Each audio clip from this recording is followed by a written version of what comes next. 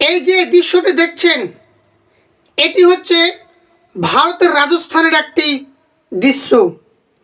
ভারতের রাজস্থানের সরকার তিনি ঘোষণা করেছেন রাজস্থানের 350 মসজিদকে ভেঙে ফেলতে হবে, এবং ইতিমধ্যে কিছু মসজিদকে ভেঙে ফেলেছেন এবং কিছু মসজিদকে ভাঙার কাজ চলছে। এই নিয়ে হিন্দু এবং মুসলমান কাঁধে কাঁধ মিলিয়ে, হাতে হাত মিলিয়ে তারা এই মসজিদ ভাঙার প্রতিবাদে তারা রাস্তায় নেমে পড়েছে। এবং হিন্দুরা বলছে, কেন মসজিদকে মুসলমানদের ভাঙা হবে? কোনো মুসলমান তো হিন্দুদের আজ পর্যন্ত কোনো ধর্মস্থান মন্দিরকে কোনোদিন ভাঙেনি বা বলেনি এখানে তার মসজিদ ছিল।